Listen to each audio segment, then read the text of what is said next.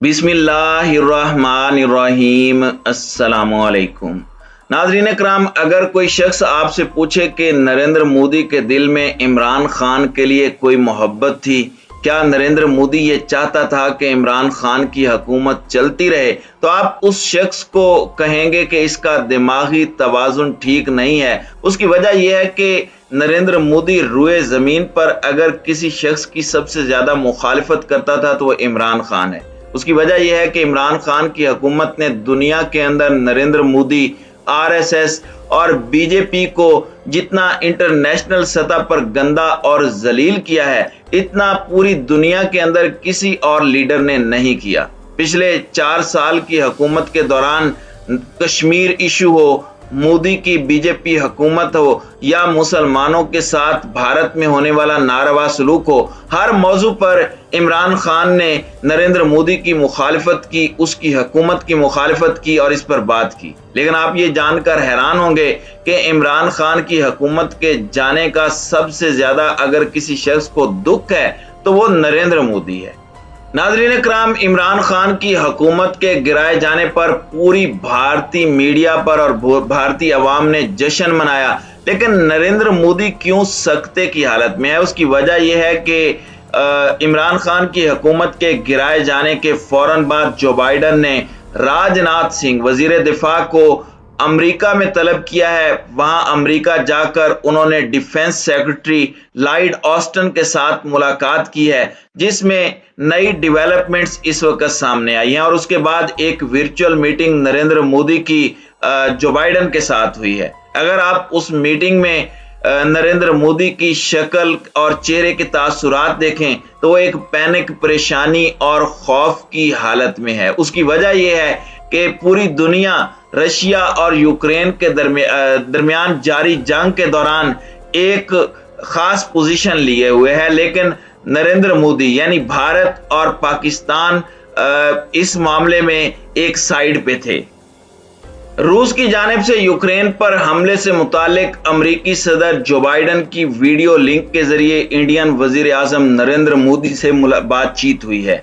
खबरसां इदारे associated press के मुताबिक पीर को होने वाली वर्चुअल मुलाकात में सदर जो बाइडन ने कहा कि रूस की जंग के गैर मुस्तहकम असरात से निपटने के लिए इंडिया के साथ मुशावरत जारी रखेंगे। अमेरिकी सदर ने इंडिया के साथ दिफाई शोबे में शराकत दारी की अहमियत पर जोर देते हुए कहा कि हमारी मुश्तरका अक़दार और अवाम के दरमियान गहरे ताल्लुकात ही दोनों ममालिक के दरमियान शराकत दारी की बुनियाद हैं। यूक्रेन जंग के मामले पर इंडिया की जानिब से गैर जानिबदाराना रवैया अपनाने पर वाशिंगटन में खदशात का इजहार किया गया है, जबकि रूस के वजीर खारजा सरगई लारोव ने इंडिया के इस किरदार को सराहा है।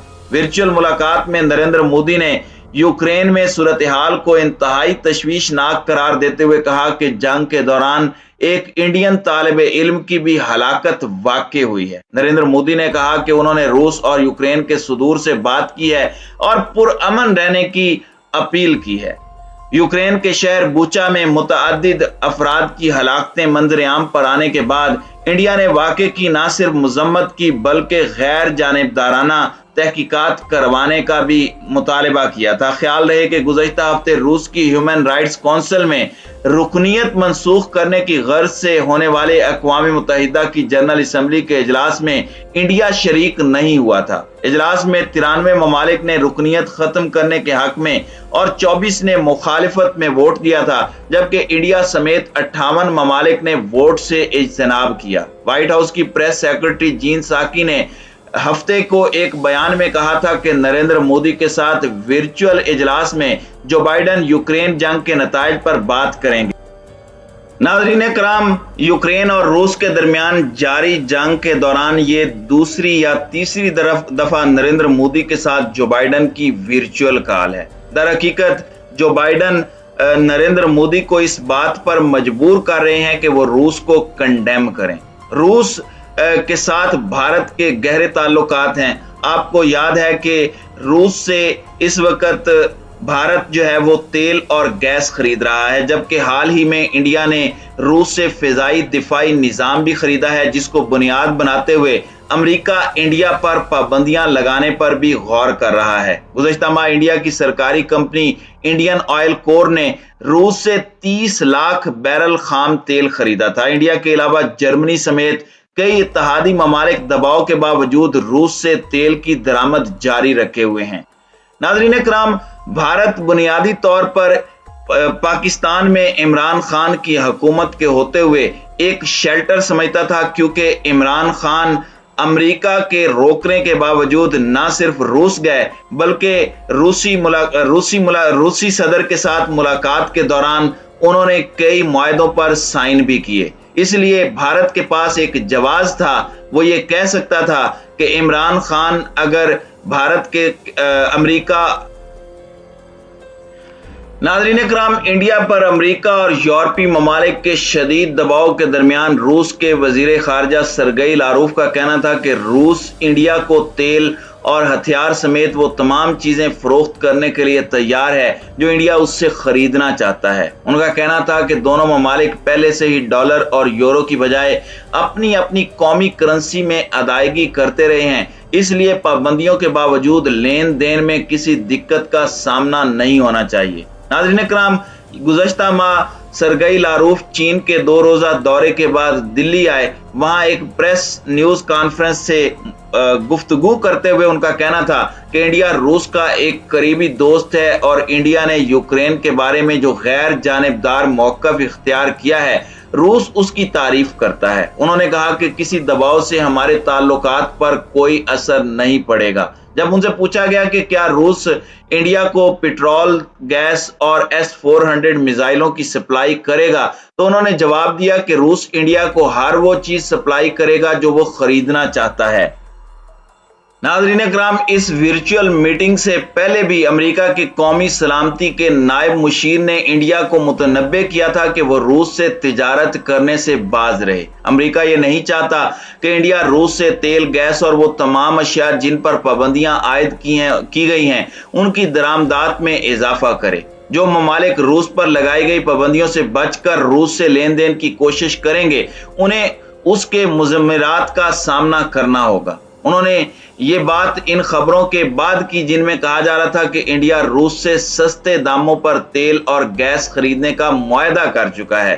उन्होंने कहा कि किसी को भरम में नहीं रहना चाहिए कि रूस और चीन के ताल्लुकात में रूस की हैसियत एक जूनियर पार्टनर की होगी। चीन मौजूदा बहरान में रूस के मुकाबले में जितना मजबूत होगा, उतना ही इंडिया के लिए ये नुकसानदेह होगा। नाज़रीन किराम, जहां इमरान खान ने गैर सफारती जुबान पर अमेरिका के खिलाफ अपना बयानिया दिया और उसका खमियाजा इमरान खान को भुगतना पड़ा, उनकी हुकूमत इस वक्त उलट चुकी है। बिल्कुल यही हाल इस वक्त भारत में है। भारत में भी इंडिया के सफारती हलकों में शदीद रद्द अमल हुआ है। अक़वाम मुत्तहिदा में इंडिया के साबिक सफीर सैयद अकबरुद्दीन ने एक ट्वीट पैगाम में कहा है कि अमरीकी मुशीर ने जो जुबान इस्तेमाल की है वो सफारती नहीं बल्कि धमकी की जुबान है। तो अमरीका और यूरोपीय एहलकार अपने गुस्सा करने वाले बयानात से अपनी वो हदें पार कर गए हैं जो एक रेड लाइन हुआ करती हैं। तो नाज़रीन किराम, जो बाइडेन ने भारतीय वजीर आजम नरेंद्र मोदी को इस वर्चुअल मीटिंग के जरिए एक पैगाम दिया है कि रेड लाइन क्रॉस ना करना। उसकी वजह यह है कि अगर रेड लाइन क्रॉस करने की कोशिश की तो तुम्हारा हाल भी पाकिस्तान और श्रीलंका जैसा हो सकता है।